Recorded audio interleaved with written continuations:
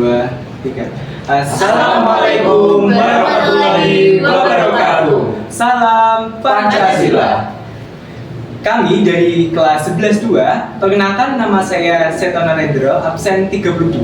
Perkenalkan, nama saya Mutia Fadila, absen 21.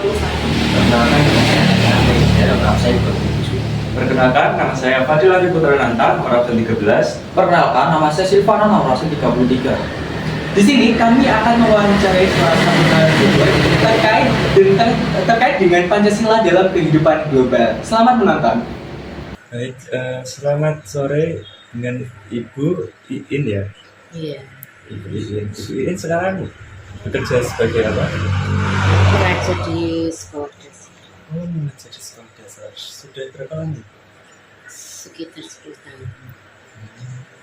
Jadi gini Bu, kami di sini dari kelas 12-2 akan melakukan wawancara kepada Ibu untuk mengetahui mengenai Pancasila dalam lingkup internasional seperti itu. Jadi baik, bisa dilanjutkan. Oke, menurut Ibu Pancasila itu apa ya? Pancasila itu sebagai ideologi bangsa dan pandangan hidup bangsa Indonesia. Jadi semua tingkah laku warga negara Indonesia itu harus sesuai dengan nilai-nilai yang terkandung. Oke, kalau fungsinya sendiri itu Pancasila buat apa ya, Bu? Seperti yang saya katakan tadi, berarti intinya itu sebagai dasar negara, pedoman hidup, pemersatu, dan juga sebagai landasan hukum dalam pembuatan peraturan perundang-undangan yang ada di Indonesia. Ini kan Pancasila kan kadang konteksnya luas ya Bu ya. Nah, menurut Ibu kalau dalam konteks yang luas atau global, peran Pancasila itu kayak gimana? Pancasila dapat digunakan sebagai contoh bagi negara lain, yaitu yang di dalamnya terkandung Pancasila itu bisa dengan pengertian Pancasila itu bisa menjaga kerukunan dalam keberagaman. Kan Indonesia itu terdiri dari beragam ya individunya, baik itu agama, suku, ya dan kebudayaan. Iya, berarti semacam pemersatu gitu Ya, ya. sebetulnya. Ibu Iin kan sebagai seorang guru. Nah, menurut Ibu sendiri sejauh Ibu belajar jadi guru, kira-kira sejauh mana sih bermanfaatan dari Pancasila ini, Bu? Pancasila ini dapat membentuk karakter, terutama ini yang saya kan siswa ya, bisa menjadi siswanya itu memiliki karakter yang baik, memiliki sifat yang toleransi dengan temannya, meskipun itu mereka memiliki latar belakang.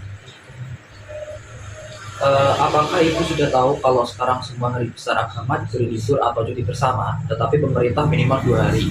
Menurut Ibu, bagaimana manfaat yang dirasakan masyarakat dari penetapan cuti baru tersebut? Dengan adanya libur yang lebih dari 1 hari ya, ini akan memberikan kesempatan kepada mereka untuk merayakan hari besarnya bersama keluarga dengan tenang ya. Iya. Terus selanjutnya menurut Ibu, apakah dakwah keagamaan yang biasa disebarkan melalui sosial media selalu berdampak positif? Ataukah ada sisi negatifnya juga? Ada positifnya jika jika dakwahnya itu memuat hal yang baik, tapi kalau menimbulkan kefanatikan terhadap sesuatu itu yang menimbulkan. Selanjutnya menurut Ibu, apakah ada kaitan antara agama yang dianut dengan cara berpikir atau mindset seseorang? Agama itu berpengaruh terutama pada cara berpikirnya, terutama dalam moral dan mungkin berpengaruh dengan cara berpikirnya ya. Tetapi cara berpikir seorang itu selain dari agama juga dipengaruhi juga oleh lingkungannya, pendidikannya, dan juga pengalaman. Pertanyaan saya terkait dengan sila kedua. Yang pertama yaitu menurut Ibu, bagaimana kondisi penegakan HAM yang ada di Indonesia? Penegakan HAM, eh, negara kita sudah berupaya untuk menegakkan hak asasi manusia itu sebaik-baiknya. Tetapi ya selama ini saya lihat masih ada yang belum benar-benar sesuai, masih ada yang itu seperti kan ada beberapa kasus ya, seperti apa kasus Vina itu ya, ya itu kan masih belum tuntas, itu perlu dituntaskan ya. Baik, yang kedua, sekarang anak muda sangat suka memberi barang-barang branded yang diimpor dari luar negeri. Menurut Ibu, apakah ini hal yang baik? Kalau di negara kita sendiri itu masih ada barang-barang yang bagus, lebih baik membeli yang produk dalam negeri. Tetapi kalau jika tidak ada, membeli yang di luar juga tidak apa-apa menurut saya. Karena kalau di Indonesia sendiri masih belum ada. Baik. Menurut Ibu, tren boikot produk Israel sebagai wujud kemanusiaan dalam mendukung Palestina, apakah itu hal yang bagus? Boikot itu merupakan bentuk solidaritas. Tetapi jika ada hal lain yang lebih bagus, ada jalan lain yang lebih bagus, kita gunakan cara yang lain. Karena kan produk Israel itu kan juga banyak. Di situ juga banyak tenaga kerja Indonesia, karyawannya warga negara Indonesia. Kalau itu benar-benar ditutup, mereka bekerja di mana? Mereka itu akan kehilangan pekerjaan. Tentu banyak masalah lain yang ditimbulkan. Misalkan kalau ada cara lain yang lebih baik, itu akan lebih bagus. Baik, yang terakhir ini, sekarang ramai di sosial media terkait penggalangan dana musibah bencana yang bisa dilakukan melalui transfer. Menurut Ibu, ini adalah inovasi yang bagus ataukah sebaliknya? Itu merupakan inovasi yang bagus ya, karena penggalangan dana itu kan bisa lebih cepat, sehingga kalau lebih cepat dananya bisa disalurkan juga dengan lebih cepat. Mereka bisa segera mendapatkan. Selanjutnya mengenai sila ketiga, yang pertama, menurut Ibu bagaimana kehidupan bersosialisasi anak muda zaman sekarang? Apakah ada yang berbeda dengan kehidupan sosialisasi anak muda di zaman Ibu dulu? Ya, agak berbeda. Kalau sekarang mungkin pengaruh dari teknologi, jadi kadang-kadang duduk bersebelahan itu sudah asik sendiri main HP ya.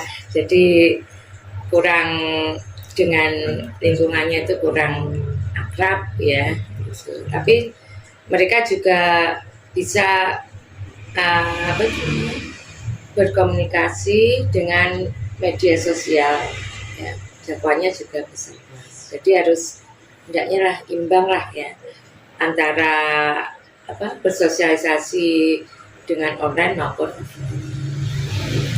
Untuk pertanyaan selanjutnya adalah mengenai ASEAN. Indonesia kan tergabung dalam ASEAN dari segi hubungan persatuan dan kesatuan antar negara. Nah, untuk pertanyaannya, menurut Ibu sendiri, apakah keikutsertaan Indonesia dalam ASEAN ada kaitannya dengan implementasi sila ketiga Pancasila? Iya, karena itu kan bekerja sama dengan negara-negara lain, ya, negara-negara se-Asia itu. Ini sangat baik untuk meningkatkan kemajuan negara-negara itu, ya. Untuk bekerja sama untuk bekerja sama memperoleh hasil yang lebih baik.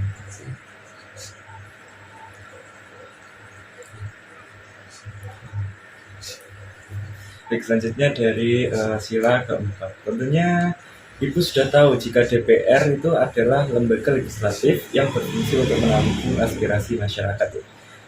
Menurut Ibu, hal ini apakah selama ini kinerja dari DPR telah berfungsi seperti yang seharusnya?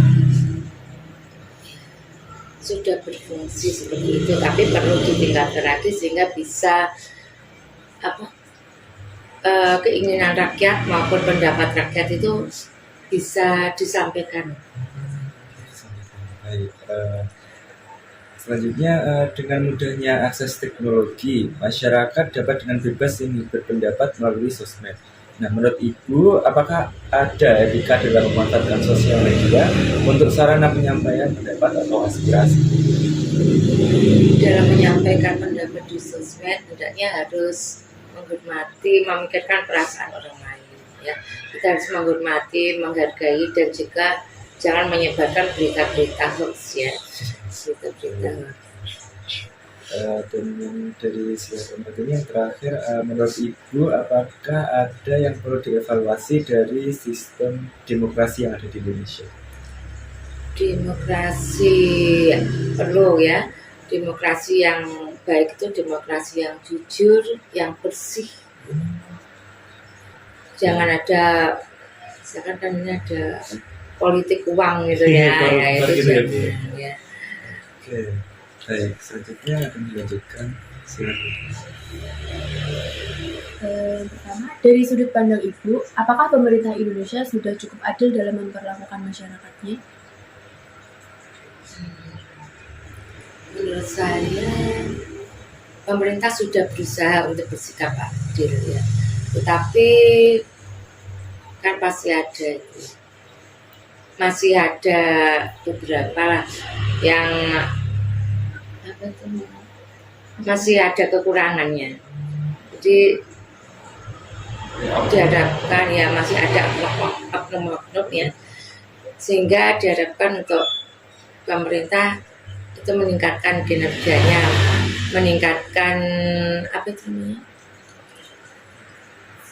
meningkatkan supaya masyarakat itu merasa pemerintah itu dapat adil ya. Baik, yang kedua, pasti sudah bukan rahasia jika masyarakat Indonesia menganggap Indonesia dianggap sangat lemah dalam penegakan hukumnya. Apakah Ibu termasuk salah satu yang setuju dengan pernyataan tersebut? Iya, ya. Ada itu kan ada beberapa kasus yang masih belum benar-benar adil, terutama untuk masalah yang menyangkut orang-orang yang berpengaruh. Ini masih kurang. Baik, jika misalkan Ibu mendapat kesempatan untuk membantu korban ketidakadilan di sekitar Ibu, bagaimana cara Ibu membantu mereka?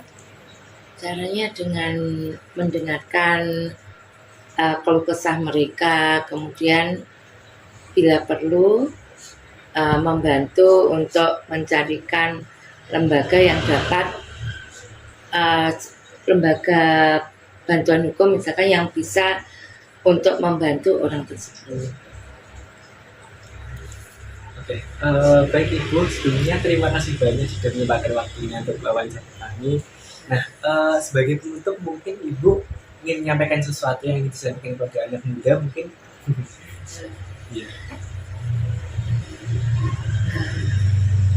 Ya, meskipun sekarang ini teknologi sudah berkembang ya, hendaklah selalu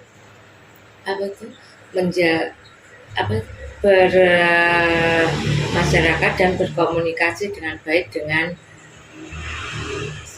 lingkungannya, dengan samanya ya. Jangan hanya fokus pada gadget saja, tetapi juga itu ya, juga harus bersosialisasi. Oke, terima kasih banyak Ibu, dan kita ambil kesimpulan ya dari setelah wawancara ini. Tadi Ibu sudah menyampaikan tentang pandangan Ibu tentang Pancasila sebagai penyelesaian masalah yang lebih global, alias bukan masalah yang sederhana saja, tapi juga masalah yang lebih rumit kayak mungkin kayak DPR, mungkin kayak keanggotaan ASEAN dan juga lain sebagainya. Di sini kami menyimpulkan Bu, kalau misalkan Pancasila itu bukan cuma untuk bukan untuk diri sendiri saja, tetapi juga untuk bisa menjadikan sebuah negara itu menjadi lebih maju, begitu Bu. Dan kami ucapkan terima kasih banyak buat Ibu Iin sudah menyempatkan waktunya.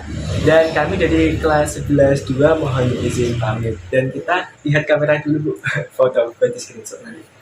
Oke. Oke. 1, 2, 3.